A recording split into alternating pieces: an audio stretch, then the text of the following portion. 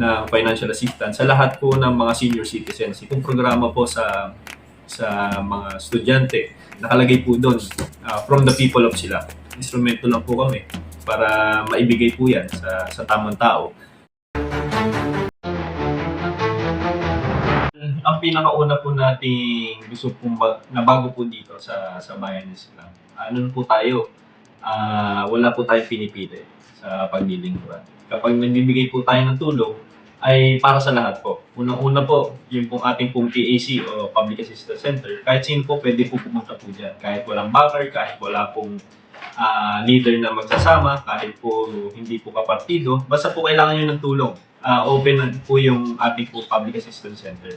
At yan po sa Public Assistance Center po natin, pag pumunta ka po dyan, halos po same day nakukuha na rin po yung tulong. Hindi po yung papapaligid pa, tapos nasa harap si Mayor, bago ibigay ang tulong, kailangan nakaharap si Mayor. Dito po, kakarampot lang naman po kasi yung tulong na binibigay ng hindi naman po gano'ng kalaki. Dinidiretso na po namin, binibigay ka agad. Basta po kompleto sa dokumento at pasado po sa COA po natin. Pangalawa po, lahat po ng binibigay po natin tulong, wala po kayong makikitang pangalan o mukha po ng mga politiko. Dahil po yan ay galing po sa pera ng mamamayan ng bayan ng Silao. Kaya po natural lang po na dapat hindi naman inaakit ng mga politiko po na ko.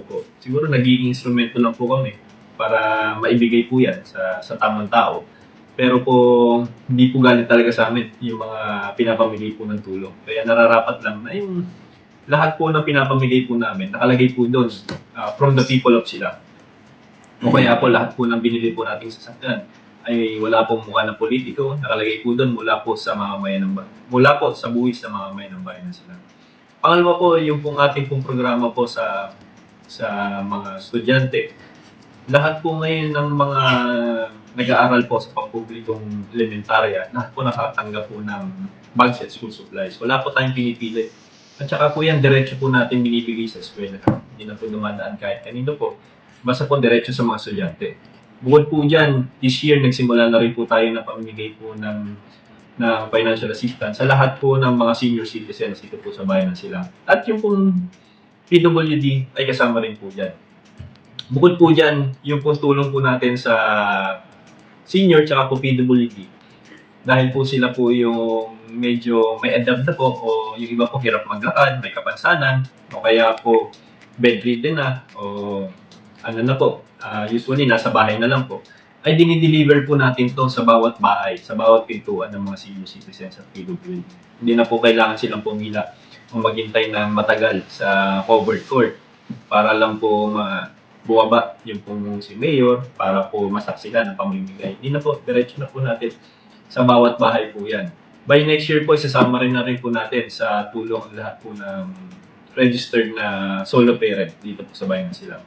By next year rin po, lahat po na nag-aaral ng kolehiyo dito po sa bayan ng Silao ay makakatanggap po ng financial assistance. Wala po sa pamalang bayan. Wala rin po tayong pipiliin.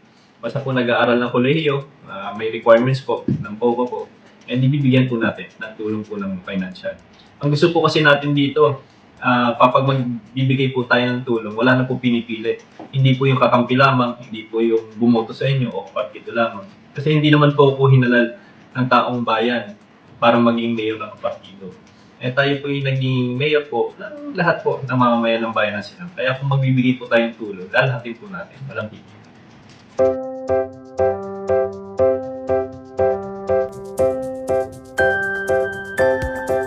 Andito po kasi yung pong basura po natin ngayon ay ang namamahala po dyan po yung Metro Waste. Maganda naman po yung pamamalakad po nila. At saka po yung atin pong pangolekta po. Diretso na po kasi sila po yung humahapot, sila na rin po yung pong nagtatapon sa sa dump site. At dati po kasi yung mga pahinanti po niyan ay wala pong sweldo, driver lang po yung may sweldo. Ngayon po, sweldohan po natin yung pong mga pahinanti ng mga garbage truck para po regular sweldo po nila masipagin na mangolekta po at mas po sila engganyohin na mangolekta. Tsaka po yung presyo po ng basura po natin ng pangolekta po isa po sa pinakamababa dito po sa buong Cavite.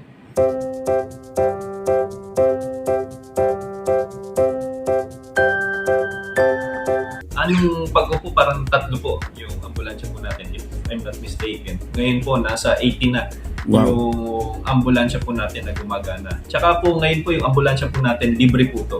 Wala pong bayad, pati po driver, wala nang bayad. Dati po kasi pag ihiram ka, kailangan at least may 1,500 ka. 1,000 pang gas, 500 pang bigay dun sa driver. Ngayon po, basta po ambulansya ng munisipyo ay libre pong nagagamit po ng mamamayan po natin. Alam na po yan. Basta po ambulansya po ng MDRRMO, automatic po yan, walang bayad. Hindi lang po natin sakop po yung under po ng mga barangay na ambulansya kasi sila po nagpapagas po yun, nagpapasweldo. Pero lahat po ng under po ng munisipyo, libre po nagagamit. Ngayon po kasi, bukod po sa mga schools na gagawin, for this year po meron po tayong 8 building na, 4 na building na 8 classrooms each na gagawin na classrooms. By next year po, 4 po ulit. Bukod po dyan, yung isa po sa inaasam-asam po ng mga kababayan po natin, sisimulan na rin po natin ang unang phase po ng ating pong public hospital. So, by next year po, makakaasa po kayo na sisimulan na po natin yung pang-public hospital dito po sa bayan ng Silang. Ano pong sikreto pala, Mayor? Bakit napakabata nyo? Naku, hindi po. By next year po, ako po ay 40 years old na. Wow. Mukha lang pong bata. Pero siguro po, huwag mo masyadong dadamdamin yung mga problema. Lahat naman may solusyon dyan para hindi ka masyadong ma-stress. Ayan.